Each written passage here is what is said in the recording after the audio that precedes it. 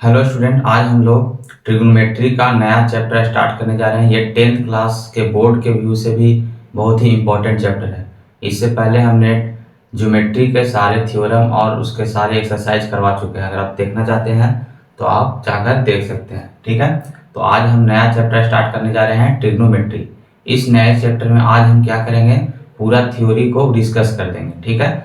और अगले क्लास से मेरा एक्सरसाइज आना शुरू हो जाएगा। मतलब ये पहले एनसीईआरटी का एक्सरसाइज पूरा करवाएंगे, उसके बाद आरएस अग्रवाल का, उसके बाद आरडी शर्मा का जो अच्छे से क्वेश्चन होंगे उस सारे क्वेश्चन को हम कराते चलेंगे। तो आज हम ट्रिगो का सारा थ्योरी डिस्कस करेंगे, उसके बाद कल से एक्सरसाइज स्टार्ट कर देंगे। इस थ्योरी में हम क्या करेंगे, जितने भी ट्रिग्नोमेट्रिकल रेशियो है उसको समझेंगे और उसका डिराइवेशन भी देखेंगे कि वो आया कैसे है। फार्मूला जो है कम्प्लीमेंट्री एंगल का जो फार्मूला होता है उसको भी प्रूफ हम करके देखेंगे। उसके बाद साइन 30 कॉस 60 ये सब का जो वैल्यू कहाँ से आता है ये भी हम लोग सारे आज देखने वाले हैं, ठीक है। तो आइए हम लोग देखते हैं ट्रिग्नोमेट्री। तो चैप्टर का नाम है क्या, ट्रिग्नोमेट्री। ट्रिग्नोमेट्री। आप सबसे पहले ये समझिए कि ट्रिग्नोमेट्री जो है वो हम लोग पढ़ते क्यों हैं। तो ट्रिग्नोमेट्री जो है हम लोग पढ़ते हैं किसी भी ऐसे इम्पॉसिबल हाइट को फाइंड आउट करने के लिए जिसको हम लोग किसी स्केल से मेजरमेंट नहीं कर सकते। जैसे कुतुब मीनार है, तो कुतुब मीनार को अगर हम बोलेंगे आपको मेजरमेंट करने के लिए तो आप उसको मेजरमेंट नहीं कर सकते हैं क्योंकि उतना लंबा स्केल मेरे पास है नहीं। तो वहां पे हम लोग क्या करते हैं, ट्रिग्नोमेट्री का इस्तेमाल करते हैं, ठीक है। कैसे करते हैं जो आपको हम दिखाते हैं। देखिए, जैसे मान लेते हैं कि ये एक क्या है, ये एक कुतुब मीनार है जो अर्थ सरफेस पे प्रेजेंट है। तो ये कुतुब मीनार जो है ये अर्थ पे स्पेस पे खड़ा रहेगा तो 90 डिग्री का एंगल से खड़ा रहेगा, क्योंकि अर्थ के साथ हमेशा स्ट्रेट लाइन खड़ा रहता है तो 90 डिग्री का एंगल बनाएगा। अब मान लेते हैं कि हम दिल्ली गए घूमने के लिए और हमसे मेरा दोस्त कोई बोल दिया कि बताइए कि इसका जो हाइट है कुतुब मीनार का वो कितना होगा। तो हम तो डायरेक्टली बता नहीं सकते क्योंकि मेरे पास इतना बड़ा कोई स्केल है नहीं। तो हम क्या करेंगे, हम बोलेंगे कि आपको हम इसका हाइट बता सकते हैं, लेकिन पहले हमें ट्रिगो पढ़ने दीजिए, क्योंकि ट्रिगो पढ़ लेंगे तो बता देंगे। देखिए कैसे बताएंगे। जैसे ये लेंथ यानी कि कुतुब मीनार का जो बॉटम है वहां से डिस्टेंस हमको ये पता होगा, क्योंकि वहां से डिस्टेंस पता करना आसान है। हम आगे यहाँ तक बढ़कर चलेंगे और देख लेंगे कि हम इस कुतुब मीनार से कितना दूरी पे है, तो ये पता चल गया। उसके बाद अगर हम अपने चेहरे को इस पीक पॉइंट पे कंसंट्रेट करेंगे, ऊपर देखेंगे ऐसे, तो ये जो पीक पॉइंट को देखेंगे तो हमारा जो आंख है इस पीक पॉइंट से कोई एंगल बनाएगा।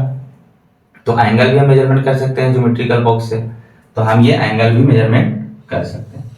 तो ये वाला जो एंगल होगा उसको हम लोग क्या कर सकते हैं, फाइंड आउट कर सकते हैं। तो इस एंगल को हम लोग जनरली किससे डिनोट करते हैं, तो थीटा से। थीटा क्या है, तो ये ग्रीक लैंग्वेज है, जो ग्रीक मैथमेटिशियन इसका स्टडी किए थे। उन्होंने ट्रिगोनोमेट्री के बारे में ये थ्योरी वगैरह दिए थे, इसलिए उन्होंने अपने अनुसार यानी वहां के अनुसार थीटा गामा अल्फा बीटा का नाम सुना होगा आपने। तो वो अल्फा बीटा गामा क्या है, तो उनका ही अल्फाबेट है। जैसे हम लोग का ABCD अल्फाबेट होता है, तो ग्रीक में क्या होता है, थीटा अल्फा बीटा गामा, ये उनका अल्फाबेट होता है। तो उसके हिसाब से उन्होंने रख दिया। अब यहाँ पे हम थीटा के एंगल से जब इसको देखेंगे तो ये एंगल तो हमको पहले से पता होगा। अच्छा, यहाँ से जो कुतुब मीनार का जो बॉटम से डिस्टेंस होगा मेरा और कुतुब मीनार के बॉटम का डिस्टेंस, ये भी फाइंड आउट कर सकते हैं।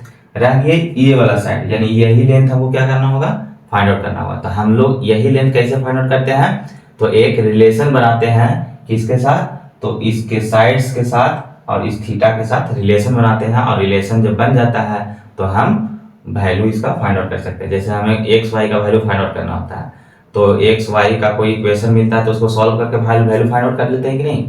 उसी तरह से यहाँ भी हम लोग वैल्यू फाइंड आउट करके इस साइड्स को फाइंड आउट कर सकते हैं या फिर ये लेंथ को फाइंड आउट कर सकते हैं।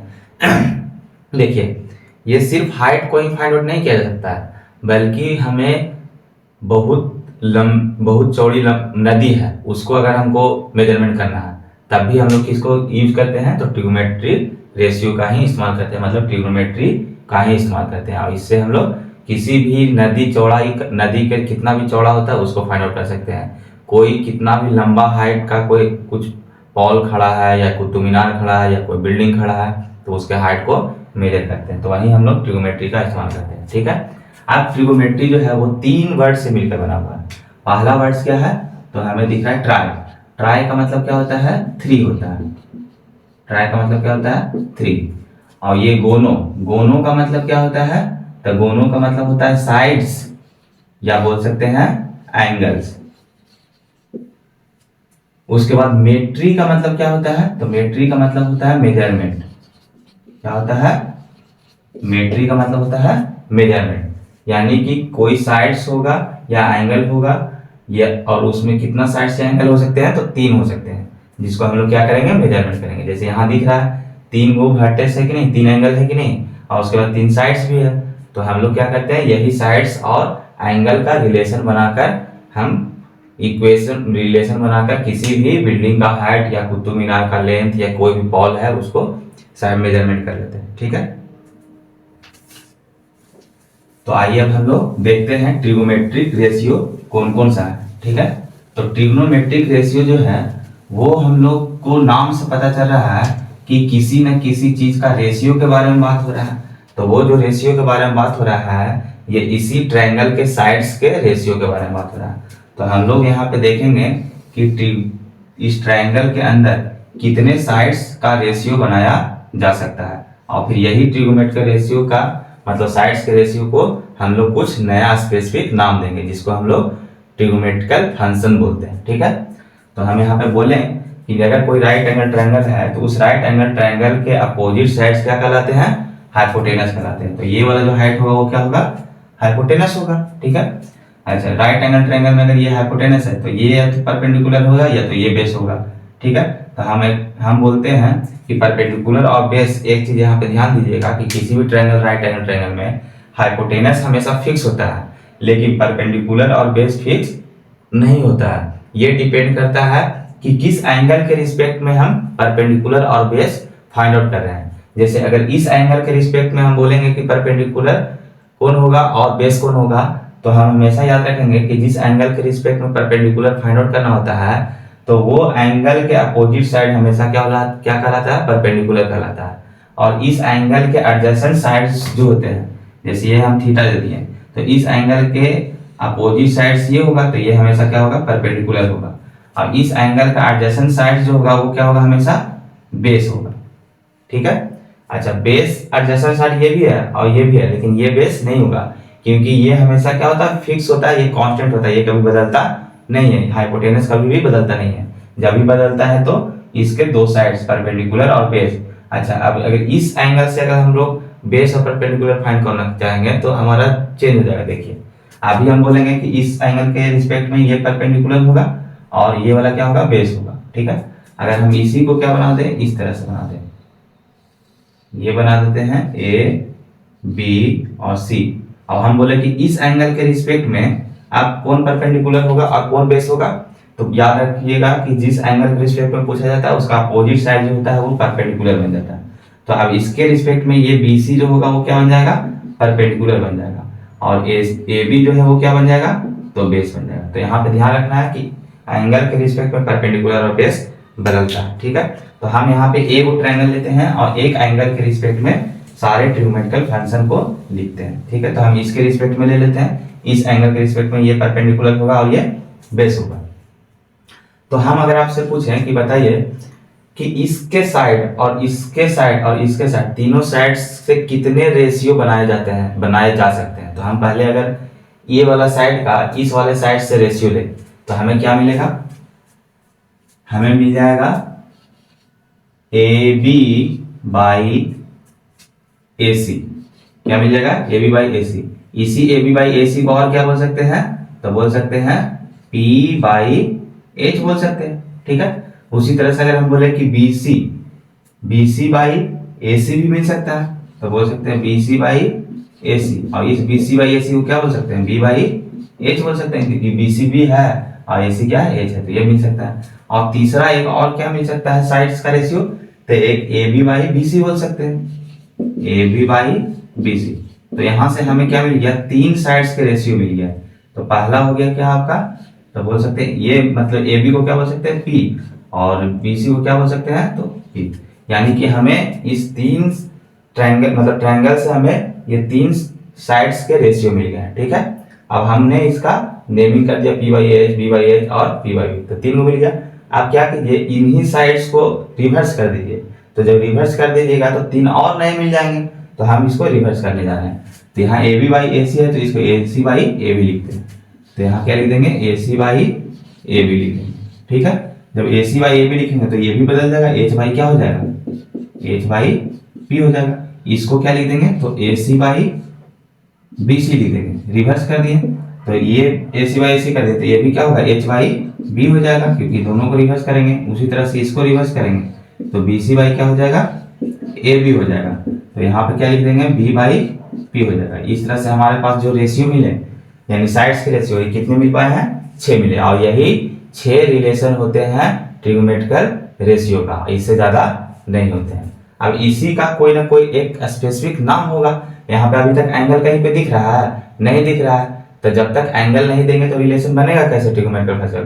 हम लोग वो कुतुब मीनार का हाइट कैसे निकालेंगे, तो हम लोग बोलते हैं कि जो पी बाई एच होता है उसी को हम लोग क्या बोलते हैं, साइन बोलते हैं, ठीक है। और यहाँ पे इसके रिस्पेक्ट में हम लिखे हैं परपेंडिकुलर बेस, तो यहाँ पे साइन के साथ क्या लगा देंगे, थीटा लगा देंगे, ठीक है। उसी तरह बी सी बाई ए सी यानी बी बाई एच को हम लोग क्या बोलते हैं, तो कॉस बोलते हैं। अब इसके साथ क्या लगा देंगे, थीटा लगा देंगे, क्योंकि थीटा के रिस्पेक्ट में सारा देखा गया। उसी तरह से पी बाई बी को क्या बोलते हैं, टैन बोलते हैं। और इसके साथ क्या लगा देंगे, थीटा लगा देंगे, ठीक है। अब इसमें 3 चीज और आपको याद रखना है कि साइन का उल्टा, साइन का उल्टा क्या होता है, तो साइन का उल्टा होता है कॉसेक। क्या होता है, कॉसेक। उसके बाद कॉस का उल्टा क्या होता है, तो कॉस का उल्टा होता है सेक, ठीक है। टैन का उल्टा क्या होता है, तो टैन का उल्टा होता है कॉट थीटा, ठीक है। उल्टा कहने का मतलब क्या होता है, उल्टा कहने का मतलब होता है कि साइन को हम लोग लिख सकते हैं 1 बाई कॉसेक लिख सकते हैं, ठीक है। साइन थीटा को क्या लिख सकते हैं, कॉसेक थीटा। उसी तरह से कॉस थीटा को क्या लिख सकते हैं, तो 1 बाई सेक थीटा लिख सकते हैं, ठीक है। उसी तरह से टैन थीटा को क्या लिख सकते हैं, तो टैन थीटा को लिख सकते हैं 1 बाई कॉट थीटा लिख सकते हैं। इसका मतलब यही होता है। तो यहाँ पे हम साइन को क्या लिखेंगे, उल्टा रिवर्स, तो यहाँ पे कॉसेक लिख देंगे। यहाँ पे क्या हो जाएगा, कॉसेक थीटा। उसी तरह से एच वाई बी, कॉस का उल्टा क्या हो जाएगा, तो बोलेंगे यहाँ पे सेक थीटा हो जाएगा। उसी तरह से टैन थीटा का रिवर्स क्या हो जाएगा, तो कॉट थीटा। तो देखिए यहाँ पे रिलेशन बन गया कि नहीं, एक रिलेशन बन गया। अब इस रिलेशन से हम लोग किसी का भी हाइट जब या बेस निकाल सकते हैं। एक ये हो गया और उसी तरह से इधर हो गया। तो ये हो गया फर्स्ट, ये हो गया सेकंड और ये हो गया थर्ड। तो ये आपका क्या हो गया, फार्मूला हो गया, एक रिलेशन हो गया थीटा और साइड्स के बीच में। तो ये टोटल कितने मिले मेरे पास, 6 मिल गए। 3 तो बेसिक है और 3 उसके रिवर्स हो गए, ठीक है। तो ये बहुत ही इंपॉर्टेंट है, ये ट्रिग्नोमेट्रिकल रेशियो। अच्छा, अब इसको हमको याद कैसे रखना है, तो याद रखने के लिए हम एक ट्रिक बताते हैं। उस ट्रिक से आप इसको याद रख सकते हैं, लेकिन वो उसको तभी इस्तेमाल कीजिएगा जब ये भूल जाइएगा, तब उसको यूज कीजिएगा। ऐसा नहीं कि उस ट्रिक ही को पहले रट रहे हैं, ठीक है। पहले ये चीज आप याद कर लीजिएगा और जहां जहां भूलिएगा तब उस ट्रिक को यूज कीजिएगा, ठीक है। हम इसे मिटा रहे हैं। अब देखिए,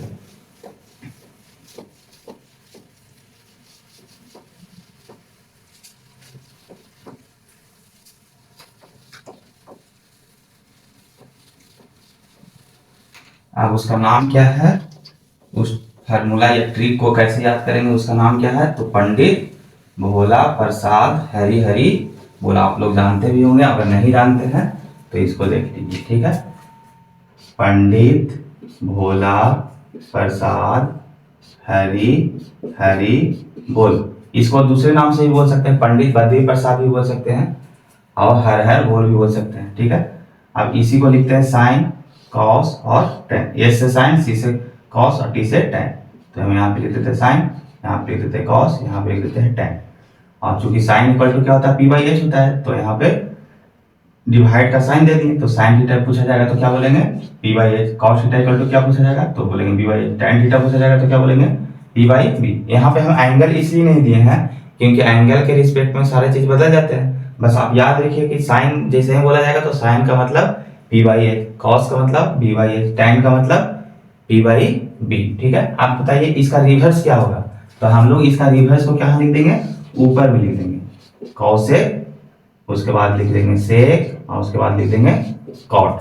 यानी अगर हम ऊपर से देखें, ऊपर से अगर हम देखेंगे तो हमको दिखाई देगा H by P, H by B और बी बाई पी दिखाई देगा। ठीक है, यानी ऊपर का रिवर्स में हम अगर देखेंगे तो बोलेंगे एच बाई पी। इस तरह से दोनों तरफ से आप याद रखिएगा। ठीक है, यानी इधर से देखेंगे नीचे से तो P by A, B by A और पी बाई बी, और ऊपर से देखेंगे तो H by P, H by B और बी बाई पी। यानी cosec equal to H by P, sec equal to H by B और cot equal to B by P. तो ये आपको याद करके रखना है। ठीक है, अब इसके बाद हम लोग पढ़ेंगे कॉम्प्लीमेंट्री एंगल। ठीक है, इसके बाद हम लोग कॉम्प्लीमेंट्री एंगल को देखते हैं। अब कॉम्प्लीमेंट्री एंगल होता क्या? तो देखिए, कॉम्प्लीमेंट्री एंगल के बारे में हम लोग जानते हैं कि किन्हीं दो एंगल का सम अगर 90 डिग्री होता है तो वो दोनों एंगल जो होते हैं एक दूसरे का कॉम्प्लीमेंट्री होते हैं। ठीक है, तो वही हम लोग थोड़ा सा पढ़ने जा रहे हैं, कॉम्प्लीमेंट्री एंगल। कॉम्प्लीमेंट्री एंगल, अब इस कॉम्प्लीमेंट्री एंगल में हम कुछ फार्मूला समझेंगे। जैसे ये 6 trigonometrical function sine cos tan पर है और उसका रिवर्स कर दें तो टोटल कितना हो गया? 3 3 6 हो गया। तो इसमें भी हम लोग कॉम्प्लीमेंट्री एंगल लगाएंगे। तो पहला क्या होगा? साइन 90 माइनस थीटा, इसको क्या बोलेंगे? Cos theta. उसके बाद कॉस 90 माइनस थीटा को क्या बोलेंगे? Sine theta. उसके बाद टैन 90 माइनस थीटा को क्या बोलेंगे? तो कॉट थीटा। अब देखिए 3 तो लिख दिए, अब 3 क्या कर देना है? रिवर्स लिख देना है इसका। तो साइन का क्या होता है? कॉसेक होता है, तो यहाँ क्या लिख देंगे? कॉसेक। बाकी सेम रह जाएगा 90 माइनस थीटा, और यहाँ कॉस का उल्टा क्या होता है? तो सेक होता है, तो यहाँ सेक लिख देंगे। ठीक है, उसी तरह कॉस का लिखेंगे तो कॉस का रिवर्स क्या होता है? सेक, और 90 माइनस थीटा, और साइन का रिवर्स क्या होता है? तो कॉसेक, तो यहाँ लिख दिए कॉसेक। उसी तरह से tan, tan 90 minus theta, tan का रिवर्स क्या हो जाता है? अच्छा टैन है तो यहाँ क्या हो जाएगा? कॉट, क्योंकि रिवर्स लिख रहे हैं ना, तो कॉट का क्या हो जाएगा? Tan theta. तो टोटल यहाँ से कितने हो गए? 6, 1 2 3 4 5 6। अब आपको हम एक इसका प्रूफ करके दिखाते हैं। ठीक है, ये आता कैसे है, एक हम प्रूफ करके दिखाते हैं, बाकी सेम वैसे ही चलता चलेगा। जैसे हम एक ट्रायंगल बनाते हैं। ठीक है, इस ट्रायंगल का नाम दे देते हैं कुछ ए बी सी, और इसको बोलते हैं थीटा। ठीक है, तो ये क्या हो जाएगा? 90 माइनस थीटा हो जाएगा ऑटोमेटिक, क्योंकि दोनों का सम कितना होना चाहिए?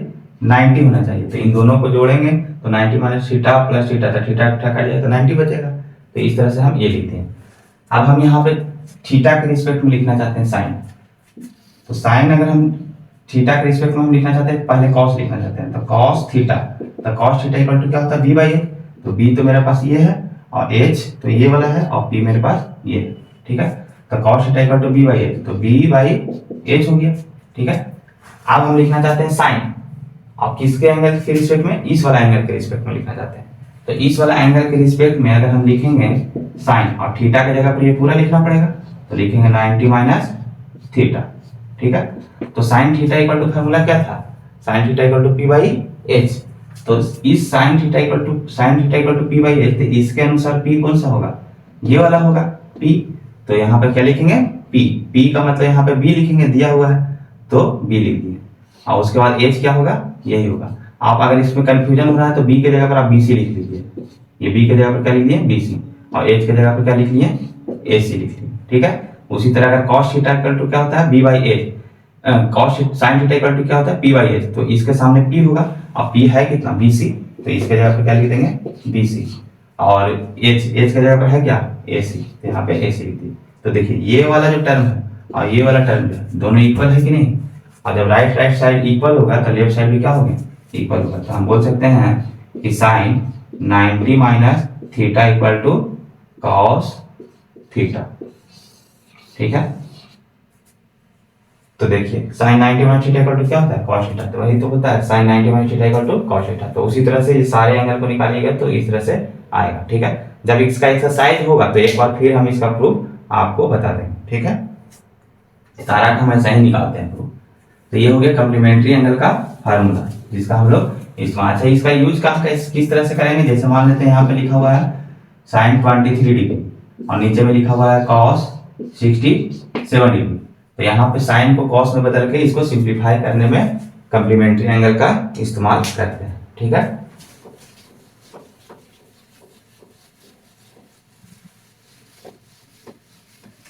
अब देखिए कम्प्लीमेंट्री एंगल हो गया। अब हम लोग देखेंगे आइडेंटिटी देखेंगे। आइडेंटिटी का मतलब क्या होता है पहले थोड़ा सा हम लोग ये समझ लेते हैं। देखिए आइडेंटिटी हम लोग अलजेब्रा में भी पढ़ते हैं। आइडेंटिटी का मतलब होता है कि ऐसा इक्वेशन जिसके लेफ्ट साइड में कोई नंबर को पुट किया जाए और वही नंबर राइट साइड में यानी आरएचएस में भी पुट किया जाए तो जो वैल्यू आएगा एलएचएस और आरएचएस में वो दोनों क्या होगा इक्वल होता है। जैसे हम एक एग्जांपल आपको दिखाते हैं, ए प्लस बी का होल स्क्वायर इक्वल टू क्या होता है A square plus B square plus 2ab। तो अगर हम ए का वैल्यू हम 1 ले लें और बी का वैल्यू 1 ले लें और ये दोनों तरफ एलएचएस आरएचएस में पुट करेंगे तो सेम आना चाहिए। अगर सेम नहीं आएगा तो हम इसको आइडेंटिटी नहीं बोलेंगे।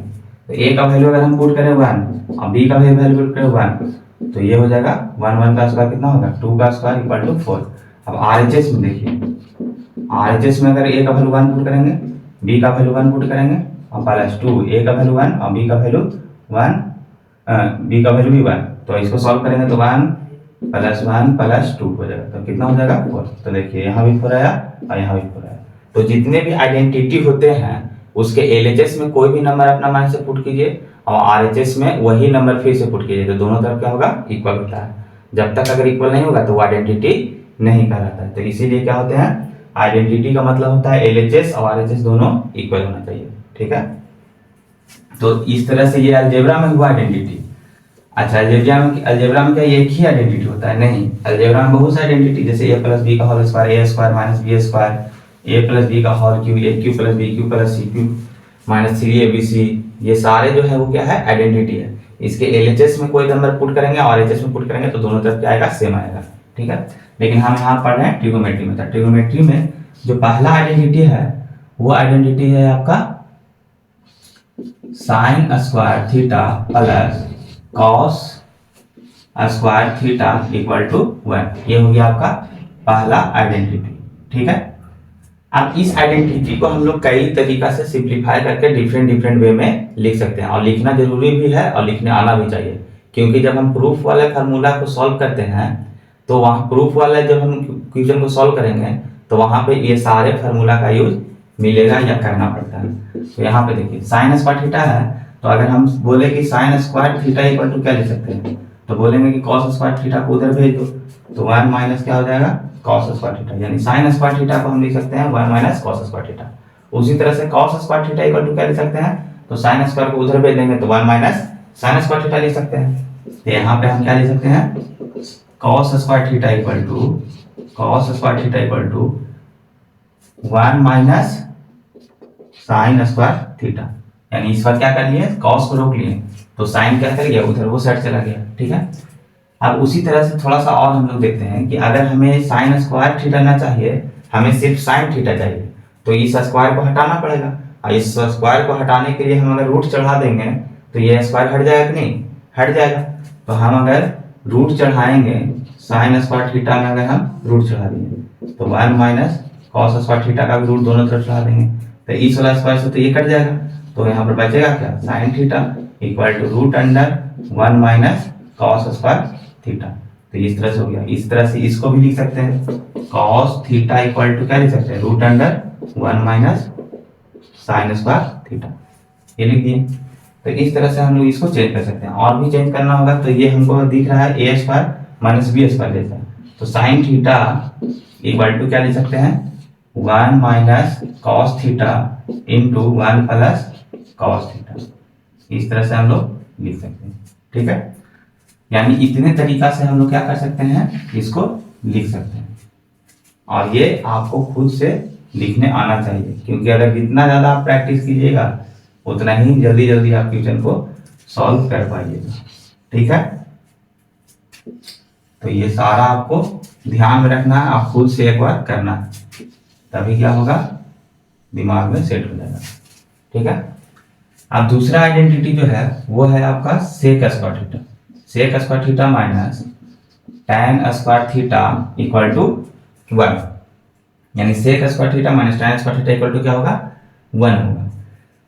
तो अगर हमसे बोला जाएगा कि sec square theta equal to क्या होगा, तो उसी तरह से फिर tan स्क्वायर थीटा को उधर भेज देंगे तो 1 प्लस tan स्क्वायर हो जाएगा। तो हम इसी को लिख सकते हैं sec square theta equal to 1 plus tan square theta. ठीक है, अब उसी तरह से अगर हम tan स्क्वायर थीटा को लिखने के लिए बोला जाएगा तो 1 को इधर भेज देंगे तो सेक स्क्वायर थीटा माइनस 1 हो जाएगा। तो इसको लिख सकते हैं कैसे, sec square theta minus 1 equal to tan square theta, ये हो गया। ठीक है, अच्छा अब ये दिख रहा है A square minus B square जैसा भी दिख रहा है, तो हम इसको लिख सकते हैं A square minus B square का क्या फॉर्मूला था, A plus B into A minus B, तो sec theta minus tan theta, और उसी तरह से सेक थीटा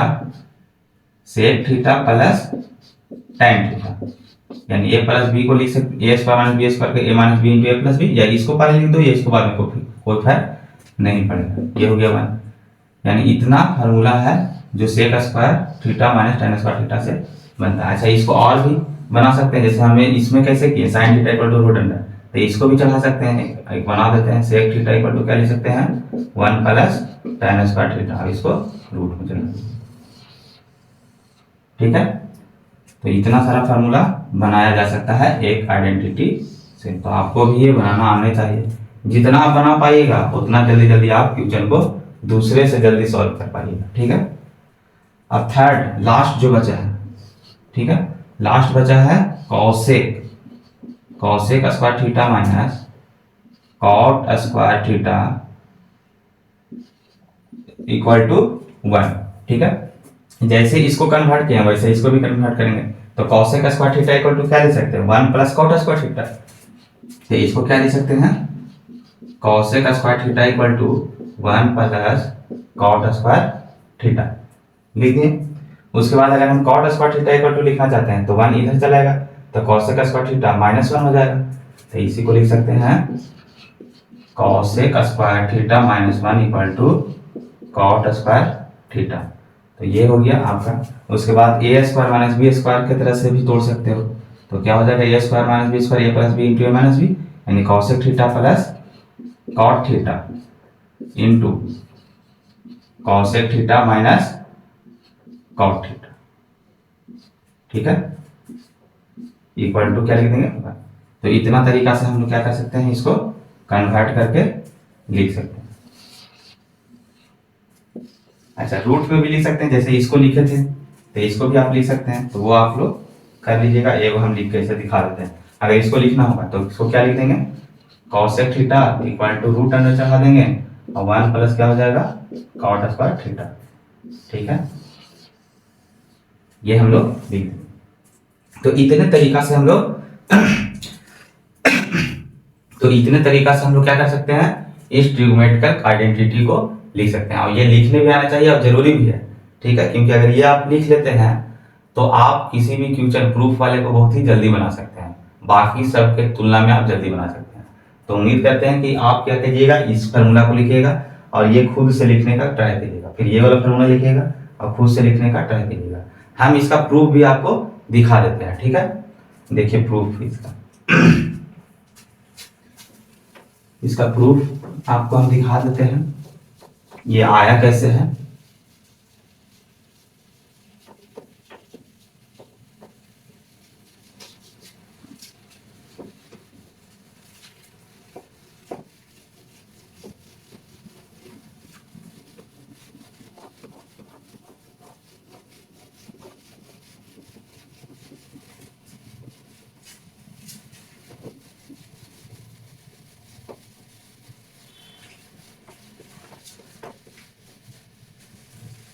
देखिए ये आया कैसे है, 3 फार्मूला हम लिख देते हैं यहाँ पे। दूसरा क्या था मेरे पास, दूसरा था sec square theta minus tan square theta equal to 1 था। थर्ड वन क्या था, तो था cosec square theta minus cot square theta equal to 1। तो देखिए हम एक क्या ले लेते हैं, राइट एंगल ट्रायंगल ले लेते हैं ABC और इसको ले लेते हैं थीटा। तो थीटा के सामने वाला परपेंडिकुलर होता है, थीटा के सामने वाला क्या होता है, परपेंडिकुलर होता है। इस थीटा के नीचे क्या होगा, बेस होगा, और हाइपोटेनस जो होता है वो 90 डिग्री के सामने वाला होता है किसी भी राइट एंगल ट्रायंगल में। ठीक है, तो अगर हम बोले इसका पाइथागोरस थ्योरम से हाइपोटेनस का स्क्वायर इक्वल होता है उसके अन्य दो साइड्स परपेंडिकुलर का स्क्वायर और बेस के स्क्वायर के सम के इक्वल होता है पाइथागोरस थ्योरम से, तो बोल सकते हैं एच स्क्वायर बराबर होगा P square plus B square का। ये बराबर होगा कि नहीं, तो बराबर होगा। अब देखिए आप क्या कीजिए, एक बार एच से लेफ्ट एलएचएस में और आरएचएस दोनों में डिवाइड कर दीजिए, यानी एच स्क्वायर से करना है, एच स्क्वायर से इधर भी डिवाइड कर दीजिए और एच स्क्वायर से इधर भी डिवाइड कर दीजिए दोनों। तो अगर इधर डिवाइड किए तो एच स्क्वायर से एच स्क्वायर काट के 1 हो जाएगा, तो यहाँ पे क्या मिलेगा, 1 मिलेगा। अब इसको सेपरेट डिवाइड कर दीजिए, तो सेपरेट पी स्क्वायर बाई क्या हो जाएगा, एच स्क्वायर हो जाएगा, प्लस इसको सेपरेट डिवाइड करेंगे तो क्या हो जाएगा, B square by H square होगा। मतलब एक बार इसके साथ डिवाइड कर दिए, एक बार इसके साथ कर दिए, रूल यही है। तो देखिए यहाँ पे आपने फार्मूला पंडित भोला प्रसाद वाला में क्या पढ़ा है कि बी बाई एच, इसी को हम लोग ऐसे भी लिख सकते हैं, और बी बाई एच को क्या लिख सकते हैं, बी बाई एच का होल स्क्वायर भी लिख सकते हैं, दोनों एक ही चीज है, यानी ऐसे लिखे या ऐसे लिखे।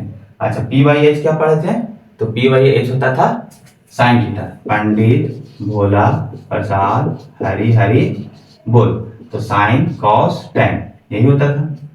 तो देखिए पी बाई एच क्या होता है, साइन होता है, तो यहाँ पर क्या लिख देंगे, तो यहाँ पे लिख देंगे 1 इक्वल टू साइन थीटा और इसका क्या हो जाएगा whole square plus B by H क्या होता था कॉस थीटा, तो यहाँ पर क्या लिख देंगे कॉस थीटा, इसको क्या लिख देंगे होल स्क्वायर। ठीक है, थीटा क्यों लिख रहे हैं, क्योंकि इस थीटा के रिस्पेक्ट में ही पी और बी और एच लिखा गया है। तो यहाँ से हम क्या लिख सकते हैं, 1 equal to sine square theta plus cos square theta. तो यही तो हमको प्रूव करना था कि sine square theta plus cos square theta कितना होता है, 1 होता है। ठीक है, तो ये आ गया कि नहीं। अच्छा अब दूसरा जो फॉर्मूला है cosec square theta minus tan square theta, आप एक बार एच से डिवाइड किए हैं, ठीक है, अब हम क्या करेंगे, एक बार पी से डिवाइड करेंगे दोनों तरफ, इधर भी पी स्क्वायर से डिवाइड करेंगे और इधर भी पी स्क्वायर से डिवाइड करेंगे। ठीक है, तो पी स्क्वायर से डिवाइड करेंगे तो ये कट जाएगा और ये बी जो है वो क्या हो जाएगा, बी बाई एच हो जाएगा, और बी बाई एच क्या होता है, कॉस थीटा होता है कि नहीं। ठीक है, और ये तो आपका क्या है, ये तो कर आपका इधर 1 बाई मतलब बी बाई एच जो होता है वो क्या होता है, कॉस थीटा होता है। मतलब इसको जब सॉल्व करेंगे तो फिर से क्या हो जाएगा, sec square minus tan square theta equal to 1 हो जाएगा। ठीक है, आप करके देखिएगा, अगर नहीं बनेगा, नहीं समझ में आएगा तो आप कमेंट में बोल दीजिएगा, हम फिर से ये बता देंगे, यानी इन दोनों को प्रूफ भी बता देंगे। ठीक है, करना वही है, एक बार एच स्क्वायर से डिवाइड किए दोनों तरफ, दूसरी बार पी स्क्वायर से डिवाइड करेंगे दोनों तरफ, और तीसरी बार बी स्क्वायर से डिवाइड करेंगे, तो ये तीनों फार्मूला जो है आपको मिल जाएगा। ठीक है, नहीं आएगा तो आप कमेंट में मैच कर दीजिएगा, कमेंट हम फिर से बता देंगे। और जब चैप्टर स्टार्ट करेंगे ट्रिगोमेट्री का एक्सरसाइज, जब प्रूफ वाले, तो उस टाइम बता देंगे। ठीक है, अगर आपको दिक्कत होगा नहीं निकलेगा। ठीक है, अब इसमें थोड़ा सा एक चीज और आपको सिखाना है कि अगर हम किसी sine theta cos theta tan theta को जब स्क्वायर में लिखते हैं तो स्क्वायर में थीटा का कभी भी स्क्वायर नहीं देते। देखिए आपको बताते हैं क्या नहीं करते। देखिए जैसे अगर लिखा हुआ है साइन थीटा, अब इसका होल स्क्वायर करना है, तो कभी भी हम लोग क्या करते हैं, साइन स्क्वायर थीटा करते हैं। अब गलती से अगर हम लोग ऐसे लिख देंगे साइन थीटा का स्क्वायर, तो ये क्या हो जाएगा, गलत हो जाएगा। ठीक है, ये ध्यान में रखना। उसके साथ अगर लिखा हुआ है कॉस थीटा का होल स्क्वायर, ठीक है, तो हम लोग क्या लिखेंगे, कॉस स्क्वायर थीटा लिखेंगे, तो ये सही होगा। या फिर अगर ऐसे लिखा हुआ है कहीं पे कॉस स्क्वायर थीटा और इसको हॉल में लिखना है, तो कैसे लिखेंगे, तो हम लोग लिखेंगे कॉस थीटा का होल स्क्वायर। ऐसे तो ऐसे रहेगा तो ऐसे लिखेंगे, और ऐसे रहेगा तो ऐसे रखेंगे। ये याद रखना है, कभी भी थीटा के ऊपर स्क्वायर नहीं देते हैं, ये याद रखिएगा। एक फॉर्मूला और बचा है साइन थीटा और cos, sine theta by cos theta क्या होता है, टैन थीटा होता है। ठीक है, कैसे होता है थोड़ा सा ये भी देख लेते हैं। देखिए टैन थीटा जो होता है वो होता है आपका sign theta by cos theta होता है। कैसे होता है, तो हमें पता है कि tan थीटा जो होता है वो पी बाई क्या होता है, बी होता है। और अगर हम साइन कॉस को तोड़ें तो साइन थीटा इक्वल टू क्या मिलता है, पी बाई एच, और कॉस थीटा इक्वल टू क्या मिलता है, बी बाई एच मिलता है। तो एच से एच कट जाता है तो क्या बचता है, पी बाई बी। और पी बाई बी जो है वैल्यू किसका है, tan थीटा का है। इसीलिए हम लोग tan theta equal to sine theta by cos theta भी याद रखते हैं। ठीक है, और इसी का रिवर्स क्या होगा, कॉट थीटा। तो कॉट थीटा होगा tan का रिवर्स, तो इधर भी रिवर्स कर देंगे तो क्या मिल जाएगा, cos theta by sine theta. यानी याद रखिएगा कि अगर tan थीटा लिखना है तो sine theta by cos theta लिखेंगे, और कॉस थीटा लिखना है तो cos theta by sine theta लिखेंगे। ठीक है, यहाँ पे थीटा छूट गया है, थीटा यहाँ पे लिख लीजिए। ठीक है, तो इस तरह से हम लोग कन्वर्ट करके लिख देते हैं। अब इसके बाद जो टॉपिक बचा है वो वेरी वेरी इंपॉर्टेंट है। ठीक है, अब इंपॉर्टेंट क्यों है वो समझिए। देखिए, इंपॉर्टेंट इसलिए है क्योंकि हमें किसी का एंगल फाइंड आउट करना है, जैसे साइन 30 का, कॉस 30 का, tan 90 का, tan 45 डिग्री का। तो इस सब का जो एंगल है हम लोग कैसे निकालते हैं इसका प्रूफ भी देखेंगे, और हम एक बार डायरेक्ट भी इसको लिख देंगे, ताकि इधर पहले डायरेक्ट लिख देंगे और उसके बाद प्रूफ कर करके बार बार बारी बारी से हम क्या करेंगे, बताते चलेंगे। ठीक है, तो देखिए हम एक बार आपको प्रूफ भी कर देंगे और बारी बारी से चलते भी रहेंगे। देखिए, तो हमें फाइंड आउट करना है 0 डिग्री, 30 डिग्री, उसके बाद 45 डिग्री, उसके बाद 60 डिग्री, और उसके बाद 90 डिग्री। यही चार क्या करना है, फाइंड आउट करना है।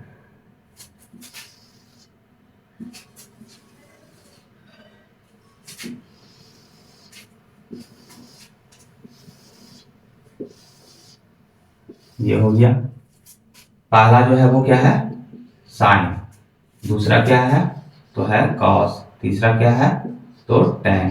ठीक है, अगर 3 का हमको वैल्यू फाइंड आउट कर लेंगे तो उसी का क्या कर देंगे, रिवर्स कर देंगे।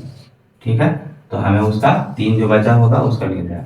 और 3 का अगर फाइंड आउट हो जाएगा तो हम क्या करेंगे, उसका रिवर्स कर देंगे, और रिवर्स कर देंगे तो टोटल 6 जो है ट्रिग्नोमेट्रिकल फंक्शन वो सारे का मिल जाएगा। तो हम सबसे पहले वैल्यू को लिख देते हैं। तो साइन 0 का वैल्यू जो होता है वो 0 होता है, साइन 30 का वैल्यू जो होता है 1/2 होता है, साइन 45 का वैल्यू होता है 1/√2, साइन 60 का वैल्यू कितना होता है तो √3/2 होता है, साइन 90 का वैल्यू कितना होता है तो 1 होता है। ठीक है, उसके बाद cos 0 का वैल्यू कितना होता है तो 1 होता है, cos 30 का वैल्यू कितना होता है तो √3/2 होता है, cos 45 डिग्री कितना होता है तो 1/√2, cos 60 का वैल्यू कितना होता है तो 1/2, cos 90 का वैल्यू कितना होता है 0 होता है। उसी तरह से tan 0 का वैल्यू कितना होता है तो 0 होता है, tan 30 का वैल्यू कितना होता है तो 1/√3 होता है, tan 45 डिग्री का वैल्यू कितना होता है 1 होता है, tan 60 का वैल्यू कितना होता है तो 1/√3, tan 90 का वैल्यू कितना होता है तो इन्फिनिटी होता है। ठीक है, अब बाकी जो 3 बचा हुआ है उसको क्या कर देना है, रिवर्स कर देंगे। बाकी 3 बचा है तो उसको रिवर्स कर देंगे तो हमको उसका भी वैल्यू मिल जाएगा। ठीक है, तो यहाँ पर हम वही करने जाते हैं। तो पहले साइन का उल्टा क्या होता है तो कॉस सेक होता है। ठीक है, उसके बाद कॉस का उल्टा क्या होता है तो सेक होता है, और tan का उल्टा क्या होता है तो कॉट होता है। ठीक है, अब इसमें हम एंगल नहीं लिख रहे हैं। ठीक है, देखिए ये हो गया, ये हो गया, अब नीचे हो गया। अब देखिए tan 0 का कॉसेक 0 का मतलब 0 पे यहाँ रख देंगे तो कॉसेक 0 हो जाएगा। तो कॉसेक 0 का वैल्यू क्या होगा, जो साइन 0 का वैल्यू होगा वही कॉसेक 0 का रिवर्स करने के बाद जो वैल्यू होगा वो होगा। तो हम साइन 0 का वैल्यू को उल्टा कर देंगे तो कॉसेक का मिल जाएगा। तो याद रखिएगा 1/0 का वैल्यू क्या होता है इन्फिनिटी, और 1/∞ का वैल्यू कितना होता है 0 होता है। ठीक है, ये दोनों याद रखिएगा। तो 1/0 का वैल्यू क्या हो जाएगा, यहाँ पे इन्फिनिटी हो जाएगा, 1/2 का रिवर्स क्या हो जाएगा 2 हो जाएगा। उसके बाद कॉसेक 45 डिग्री है तो इसको रिवर्स कर देंगे तो √2 हो जाएगा, फिर इसको रिवर्स कर देंगे तो 2/√3 मिल जाएगा, और 1 को रिवर्स करेंगे तो 1 ही रहेगा। ठीक है, उसके बाद सेक का वैल्यू किसको मिलेगा तो कॉस वाले सारे को रिवर्स करते जाएंगे तो ये सेक वाले रिवर्स में मतलब सेक का वैल्यू मिलता चल जाएगा। तो cos 1 को रिवर्स कर देंगे तो 1 हो जाएगा, इसको रिवर्स कर देंगे तो √2/√3 हो जाएगा, इसको रिवर्स करेंगे तो √2 हो जाएगा, इसको रिवर्स करेंगे तो सिर्फ 2 हो जाएगा, और इसको रिवर्स करेंगे तो 1/∞, क्योंकि 1/0 क्या होता है इन्फिनिटी। उसी तरह से कॉट का वैल्यू किसका कब मिलेगा तो tan का जो उल्टा करेंगे तो कॉट का मिलेगा, तो 0 को उल्टा करेंगे तो क्या मिलेगा इन्फिनिटी मिलेगा। तो cot 0 का वैल्यू क्या होगा इन्फिनिटी। उसके बाद tan 30 डिग्री का रिवर्स करेंगे तो √3 मिलेगा, तो यहाँ पर क्या मिल जाएगा, √3 मिलेगा, यानी कि cot 30 डिग्री का वैल्यू कितना होता है, √3 होता है। उसके बाद 45 डिग्री का 1 होता है, क्योंकि tan 45 डिग्री का 1 होता है, 1 को रिवर्स करेंगे तो 1 ही मिलेगा। उसके बाद 60 डिग्री को 60 डिग्री तो √1/√3 होता है, तो इसका कितना हो जाएगा, √3 हो जाएगा। उसी तरह से आपका ये अच्छा यहाँ पे दोनों लिखा गया है ना, tan 30 डिग्री का भी कितना होता है, 1/√3, ठीक है, और यहाँ भी √3 लिखा गया है ना, तो यहाँ पे क्या होगा, 1 यहाँ पे होता है √3, ठीक है, इसको ध्यान में रखिएगा। उसके बाद तो यहाँ पे क्या होगा, 1/√3 को √3 हो गया, और cot 60 का वैल्यू कितना हो जाएगा, तो यहाँ पे 1/√3 होगा, ठीक है। उसके बाद cot 90 का वैल्यू कितना हो जाएगा, तो ये हो जाता है tan 90 का वैल्यू इन्फिनिटी है, तो ये कितना हो जाएगा, 0 हो जाएगा। तो ये मेरे पास क्या हो गया, सारा वैल्यू मिल गया, ठीक है। अब ये वैल्यू जो है वो आया कैसे है, उस पर भी थोड़ा सा हम लोग ध्यान देंगे, ठीक है, ये वैल्यू आया कैसे, तो हम प्रूव करके देखेंगे, ठीक है। तो सबसे पहले हम क्या करते हैं, हम प्रूफ देखना चाहते हैं किसका, 45 डिग्री का, कि 45 डिग्री का जो वैल्यू है वो सारा साइन कॉस tan में कितना होगा। तो इसके लिए हम क्या करते हैं, एक ट्रायंगल बनाते हैं, एक बना लेते हैं ट्रायंगल ABC, ठीक है। अब इस ट्रायंगल में 90 डिग्री का ट्रायंगल है, तो इसके सामने वाला क्या होगा, P होगा, इसके सामने वाला क्या होगा, B होगा, और इसके अपोजिट यानी 90 डिग्री के वर्टेक्स में क्या होगा, मतलब अपोजिट डायरेक्शन वाला H होगा। अब यहाँ पे ध्यान देना है कि हमें 45 डिग्री वाले सारे साइन कॉस tan का वैल्यू निकालना है, तो हम क्या करेंगे, इसमें राइट एंगल को छोड़कर, यानी इस एंगल को छोड़कर एक्यूट एंगल में किसी एक एंगल को 45 डिग्री लेट कर लेंगे। तो हम इसको क्या कर लिए, 45 डिग्री, तो अगर ये 45 डिग्री हो गया तो ये ऑटोमेटिक क्या हो जाएगा, 45 डिग्री होगा, क्योंकि दोनों का सम 90 होना चाहिए, तो ये 45 डिग्री हुआ, तो ये 45 डिग्री होगा। अच्छा, दोनों एंगल इक्वल हैं, तो ये वाला लेंथ और ये वाला लेंथ दोनों इक्वल हो जाएंगे कि नहीं, इसका मतलब ये है कि बी जो है वो पी के बराबर है। तो हम क्या करते हैं, लेट कर लेते हैं कि बेस जो है ये बी जो है वो ए है, और ये पी जो है वो क्या हो जाएगा, ये भी ए होगा, क्योंकि दोनों क्या है, इक्वल हो जाएगा। तो एच का वैल्यू क्या मिलेगा, तो हाइपोटेनस का स्क्वायर जो होता है वो इक्वल होता है एस बेस का स्क्वायर और परपेंडिकुलर का स्क्वायर, यानी इन दोनों का स्क्वायर का सम हो जाएगा। तो परपेंडिकुलर मतलब ए स्क्वायर और बेस का मतलब भी ए स्क्वायर हो जाएगा। तो ये क्या मिलेगा, 2√2 बोल रहे हैं, 2a स्क्वायर मिल जाएगा। तो ये बाहर निकल के क्या बन जाएगा, a√2, यानी एच का वैल्यू क्या मिल गया, a√2 मिल गया। तो अब हम यहाँ पे क्या करेंगे, साइन पहले फाइंड आउट करेंगे, साइन 45 डिग्री। तो साइन 45 डिग्री के अनुसार साइन का होता है क्या फॉर्मूला, पंडित भोला प्रसाद वाला से याद किया, sign theta equal to p/h होता है। तो इस एंगल के अनुसार p मेरे पास क्या है, a है, और h कितना है, a√2, तो कट कर क्या हो जाएगा, 1/√2 हो जाएगा। तो साइन 45 डिग्री का वैल्यू कितना हो जाएगा, 1/√2। तो यही तो याद किए थे, साइन 45 डिग्री, 45 को यहाँ पे रख देंगे तो साइन 45 बन जाएगा, और उसका वैल्यू क्या हो जाएगा, 1/√2। उसी तरह से हम लोग कॉस देखेंगे, कॉस 45 डिग्री, तो कॉस थीटा इक्वल टू क्या होता है, तो b/h होता है। b कितना है, तो a है, और h कितना आया है, तो a√2 आया, तो फिर से कट जाएगा और क्या हो जाएगा, 1/√2। तो देखिए कॉस है यहाँ पे, इस 45 डिग्री पे यहाँ पे रखेंगे तो कॉस 45 डिग्री हो जाएगा, और उसका भी वैल्यू क्या मिल जाएगा, 1/√2 मिल जाएगा। उसी तरह से फिर देखेंगे tan, तो tan 45 degree, tan theta equal to क्या होता है, p/b होता है। तो p भी मिलता क्या है, a ही है, और b भी क्या है, a ही है, तो दोनों का क्या हो जाएगा, 1। इसीलिए tan 45 डिग्री का वैल्यू जो हम लोग याद करते हैं वो कितना करते हैं, 1 करते हैं। देखिए tan है यहाँ पे, इस 45 डिग्री पे यहाँ पे रखेंगे तो tan 45 डिग्री हो जाएगा, और उसका वैल्यू क्या मिल जाएगा, 1 मिल जाएगा। तो यही 1 आ गया। अब देखिए 3 को जब मिल जाएगा साइन कॉस tan का 45 डिग्री का वैल्यू, तो इसी को क्या कर देंगे, रिवर्स कर देंगे। तो रिवर्स कर देंगे तो आपको उसका उल्टा मिल जाएगा, यानी कि साइन का उल्टा कॉसेक होता है, तो कॉसेक जो होगा वो √2 हो जाएगा। क्यों, क्योंकि साइन 45 डिग्री का 1/√2 होता है, √2 को उल्टा कर देंगे तो सिर्फ √2 हो जाएगा, तो ये √2 का। उसी तरह से इसको उल्टा कर दिया, यानी कॉस 1/√2 को उल्टा करेंगे तो √2, 1 को उल्टा करेंगे तो 1 मिल जाएगा, ठीक है। तो ये हमें 45 डिग्री का वैल्यू मिल गया, ठीक है। अब दूसरा हम लोग देखेंगे किसका वैल्यू, तो हम लोग देखेंगे अब 60 डिग्री का वैल्यू और 30 डिग्री, यानी कि साइन 60, कॉस 60, tan 60, इन सब का वैल्यू देखेंगे, ठीक है। तो अब हम लोग देखते हैं, फिर से ट्रायंगल बनाते हैं, और इस बार जो ट्रायंगल बनाएंगे वो इक्विलेटरल ट्रायंगल बनाएंगे, ठीक है। इसको ए नाम देते हैं, बी और ये सी। इक्विलेटरल ट्रायंगल के सारे एंगल कितने डिग्री होते हैं? 60 डिग्री होते हैं। इक्विलेटरल ट्रायंगल के जो सारे एंगल होते हैं वो कितना होते हैं? 60 डिग्री होते हैं। तो ये इक्विलेटरल ट्रायंगल में सारे एंगल अगर 60 डिग्री हैं तो हमें तो राइट एंगल दिखेगा नहीं, तो बिना राइट एंगल ट्रायंगल का फॉर्मूला लगाए हम लोग इसका वैल्यू फाइंड आउट नहीं कर सकते हैं। तो हम क्या करेंगे, उस ट्रायंगल में एक राइट एंगल ट्रायंगल ड्रॉ करेंगे। ठीक है, तो राइट एंगल ट्रायंगल में हम लोग को पता है कि किसी भी इक्विलेटरल या एक्यूट एंगल में या इक्विलेटरल ट्रायंगल में अगर वर्टेक्स से परपेंडिकुलर लाइन ड्रॉ करते हैं तो उस अपोजिट के उस वर्टेक्स के अपोजिट साइड्स को क्या करता है? इक्वल भाग में डिवाइड कर देता है और एंगल को भी क्या करेगा? बाइसेक्ट करेगा। तो हम ऐसे लाइन ड्रॉ कर रहे हैं कि एंगल को बाइसेक्ट करें, तो एंगल को बाइसेक्ट 30 डिग्री, तो ये भी कितना हो जाएगा? 30 डिग्री। और ये क्या होगा? परपेंडिकुलर होगा, तो इसको भी क्या करेगा? इक्वल भाग में डिवाइड करेगा, इस तरह से डिवाइड करेगा। तो हम लेट कर लेते हैं कि इक्विलेटरल ट्रायंगल है तो इसके सारे साइड्स क्या होंगे? इक्वल होंगे। तो इस इक्विलेटरल ट्रायंगल के एक साइड 2a है तो सारे साइड्स क्या हो जाएंगे? 2a ही हो जाएंगे, क्योंकि ये क्या है? एक इक्विलेटरल ट्रायंगल है। अच्छा, ये अगर 2a है तो ये वाला इतना सा कितना लेंथ होगा? तो a होगा। तो इस ट्रायंगल में अगर हम देखें, इस ट्रायंगल में ए बी डी, यहाँ पे डी नेम कर देते हैं, यानी इस ट्रायंगल में अगर हम लोग देखें तो इस ट्रायंगल में 90 के सामने वाला हाइपोटेनस कहलाता है। तो हम बोल सकते हैं कि एच जो है वो क्या है? 2a के बराबर है।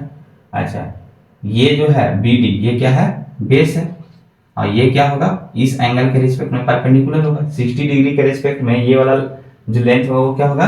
परपेंडिकुलर होगा। ठीक है, लेकिन ये परपेंडिकुलर लेंथ हमको नहीं पता है, तो इसको फाइंड आउट करने के लिए पाइथागोरस थ्योरम से हम लोग लिख सकते हैं P equal to root under hypotenuse का स्क्वायर माइनस बेस का स्क्वायर।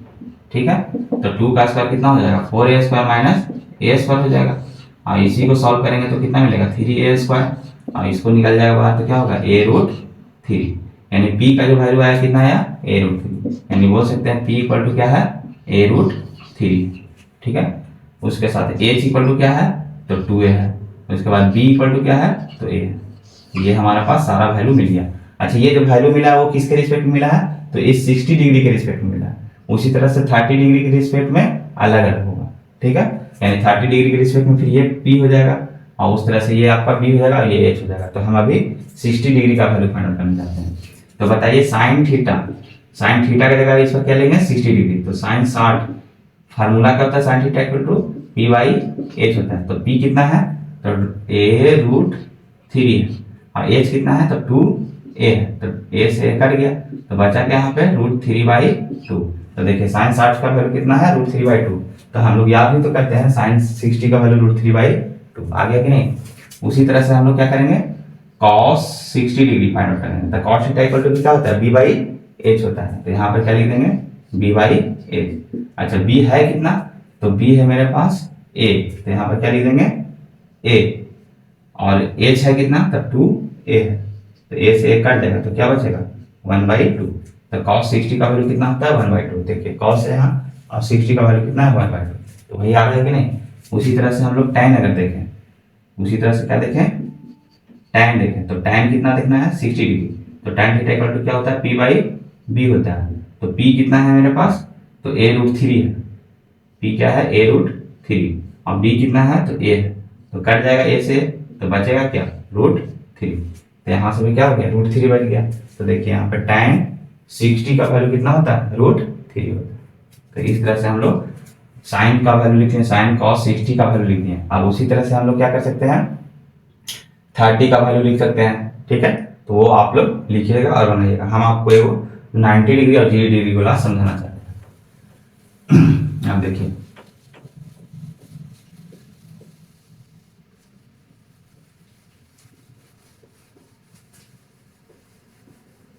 ये जो आप बताने जा रहे हैं जीरो, साइन जीरो मतलब साइन जीरो या कॉस जीरो या tan जीरो और या साइन 90 या कॉस 90 या tan 90, ये थोड़ा सा समझने वाला है, अच्छे से समझिएगा। ठीक है, तो हम क्या करते हैं? 0 डिग्री बनाना है और 90 डिग्री का बनाना है। तो a ले लिए, ये b ले लिए और c ले लिए और यहाँ पे मान लेते हैं कोई थीटा ले लिए। ठीक है, तो हमें इसका इस थीटा के रिस्पेक्ट में बोल सकते हैं ये p होगा, ये b होगा और ये क्या होगा? h होगा। ठीक है, तो अगर हम पहले पता करें कि साइन 0, तो साइन जीरो का मतलब ये थीटा का वैल्यू क्या है, जीरो हो जाना चाहिए। तो जीरो होने के लिए ये वाला जो लेंथ दिख रहा है, ये थीटा जो दिख रहा है, ये वाला इसी पे आ जाएगा, कौन साइड कर देगा, मतलब कि इस बीसी लाइन को क्या करेगा, कौन साइड करेगा, मतलब ये हाइपोटेनस जो है वो ऐसे हो जाएगा। तो ऐसे होने का मतलब ये हाइपोटेनस का जो लेंथ होगा वो इस बेस के लेंथ के बराबर हो जाएगा, क्योंकि जब ये वाला इसी पे आ जाएगा तो इसका लेंथ भी छोटा होकर इसी पे ना आ जाएगा, इसको जीरो बनाने के लिए। यानी हम बोल सकते हैं कि ये वाला क्या हो जाएगा, ऐसे हो जाएगा, मतलब थीटा जीरो होगा, उसके साथ साथ ये हाइपोटेनस जो है वो भी बी के बराबर हो जाएगा, मतलब कि यहाँ पे क्या हो जाएगा, बी जो है वो एच के बराबर हो जाएगा। कब, यहाँ पे जब 0 डिग्री हो जाएगा तब, ठीक है। अब पी तो है, अच्छा ये जब यहाँ से क्या हो जाएगा, यहाँ आ जाएगा, तो बी जो है वो एच के बराबर हो जाएगा, लेकिन पी जो है वो 0 हो जाएगा। कैसे 0 होगा वो समझिए, जैसे ये वाला है तो ये तो अभी इस पर टंगा हुआ है, लेकिन जब ये नीचे पहुंच जाएगा तो ये टंगा वाला जो भाग है, उठा हुआ जो भाग है, ये भी तो चिपकते चिपकते चिपकते 0 हो जाएगा, मतलब कि ये P जो है वो क्या होता है, 0 हो जाएगा। और ये H जो है वो यहाँ पहुंच जाएगा, मतलब कि BC लेंथ के बराबर हो जाएगा H का, यानी हाइपोटेनस जो है वो बेस के बराबर हो जाएगा, और परपेंडिकुलर यहाँ से सीधे यहाँ पहुंच जाएगा तो ये 0 हो जाएगा, ठीक है। तो अब यहाँ पे साइन थीटा इक्वल टू होता है क्या है, तो P बाई एच होता है। P का वैल्यू है कितना, तो 0, और 0 by H, something by 0 by something क्या मिलता है, 0 मिलता है, इसीलिए साइन 0 का वैल्यू 0 के यहाँ पे रख देंगे तो साइन 0 का वैल्यू क्या मिलेगा, 0 मिलेगा, ठीक है। अब उसी तरह से cos 0 निकालना चाहते हैं तो cos थीटा इक्वल टू क्या होता है, b बाई एच होता है। तो b मेरा क्या है, h के बराबर है, तो यहाँ पर h लिख देंगे, h बाई एच कट कर क्या हो जाएगा, 1 हो जाएगा, इसीलिए cos 0 यहाँ पर रखेंगे तो cos 0 का वैल्यू कितना मिल जाएगा, 1 मिल जाता है, तो 1 याद करते हैं इसीलिए। उसी तरह से tan 0, तो tan थीटा इक्वल टू क्या होता है, p बाई b होता है। p मेरे पास क्या है, तो 0 है, तो 0 बाई b कितना है, h है, तो 0 बाई समथिंग क्या होता है, 0 होता है, तो tan 0 का वैल्यू हम लोग क्या याद करते हैं, 0 ही याद करते हैं। तो ये हो गया आपका sin 0 cos 0 tan 0। अब इसी को रिवर्स कर देंगे तो हमको cos sec और ये tan का cot का मिल जाएगा, ठीक है, वो आप कर लीजिएगा। अब एक लास्ट बचा है, वो लास्ट बचा है आपको कि अगर हम 90 डिग्री बनाना चाहते हैं, यानी कि साइन 90 का वैल्यू फाइंड आउट करना चाहते हैं, cos 90 का वैल्यू फाइंड आउट करना चाहते हैं, tan 90 का वैल्यू फाइंड आउट करना चाहते हैं, तब कैसे फाइंड आउट करेंगे, तो हम A B C ले लिए और इसको थीटा बोल दिए, ठीक है। अब इसके सामने वाला क्या कहलाता है, थीटा के सामने वाला परपेंडिकुलर, और उससे एडजेसेंट साइड क्या होता है, बेस होता है, और ये क्या होता है, हाइपोटेनस होता है, ठीक है। अब इस थीटा को 90 डिग्री होना है, तो 90 डिग्री तभी तो होगा जब ये वाला क्या हो, ये वाला 90 के पास पहुंच जाए, यानी ये वाला लेंथ खिसकते खिसकते खिसकते कहाँ हो जाएगा, यहाँ हो जाएगा। तो जब यहाँ आएगा तो ये हाइपोटेनस का जो लेंथ है ये यहीं पे पहुंच जाएगा, मतलब कि इस परपेंडिकुलर के बराबर हो जाएगा, और ये थीटा जो है 90 बन जाएगा। तो यहाँ पे हम बोल सकते हैं कि परपेंडिकुलर और हाइपोटेनस क्या हो जाएगा, बराबर हो जाएगा। अच्छा, जब ये वाला खिसकते खिसकते यहाँ पहुंचेगा तो ये वाला लेंथ जो है वो गायब हो जाएगा कि नहीं, गायब होने का मतलब ये वाला क्या होगा, 0 हो जाएगा, क्योंकि ये वाला जो है वो ऐसे आते आते आते इस लेंथ को ही खत्म कर देगा 90 बनने के लिए, तो ये b जो है वो क्या होगा, 0 हो जाएगा, ठीक है। तो अब यहाँ पे हम निकालेंगे कि साइन 90 का वैल्यू क्या होगा, तो साइन थीटा इक्वल टू होता है क्या, p बाई एच होता है, और p है कितना, तो h के बराबर है, तो h बाई एच कट कर क्या हो जाएगा, 1 हो जाएगा। उसी तरह से cos थीटा इक्वल टू क्या होता है, b बाई एच, तो b बाई क्या लिख दिए, h लिख दिए, b तो वैल्यू है 0, तो 0 बाई समथिंग क्या होता है, 0 होता है, इसलिए cos 90 का वैल्यू हम लोग याद करते हैं क्या, cos 90 का वैल्यू 0 याद करते हैं, ठीक है। उसी तरह से बच गया tan 90, तो tan थीटा इक्वल टू क्या होता है, p बाई b, तो p मेरे पास क्या है, p मेरा p ही है, p या h बोल सकते हैं, और b जो है वो क्या है, 0 है, तो 0, तो समथिंग बाई 0 क्या होता है, इन्फिनिटी होता है, तो इसीलिए हम लोग याद रखते हैं tan 90 इक्वल टू इन्फिनिटी, ठीक है। तो ये मेरे पास सारा हो गया। अब इसी को रिवर्स कर लीजिएगा तो साइन का कॉस है, कॉस का सेक और tan का कॉट मिल जाएगा, ठीक है। तो अब मेरे पास जो थ्योरी था, यानी कि जो एंगल था, वो भी सारे से खत्म हो चुका है, मतलब थ्योरी ट्रिगोमेट्री का सारा खत्म हो चुका है। थोड़ा बहुत बचा हुआ थ्योरी या फार्मूला जो बचा वो हम अगले क्लास में बता देंगे, बस 5 मिनट 1-2 फार्मूला बचा हुआ है उसको डिस्कस कर देंगे, ठीक है। और उसके बाद हम उसी दिन यानी नेक्स्ट क्लास में हम एक्सरसाइज शुरू करेंगे, पहले एनसीईआरटी का कंप्लीट कराएंगे, उसके बाद आर.एस. अग्रवाल का, उसके बाद आर.डी. शर्मा का जो अच्छे क्वेश्चन है उसको हम सॉल्व करेंगे, ठीक है। तो तो मिलेंगे हम लोग नेक्स्ट क्लास में। ठीक है, थैंक यू, धन्यवाद।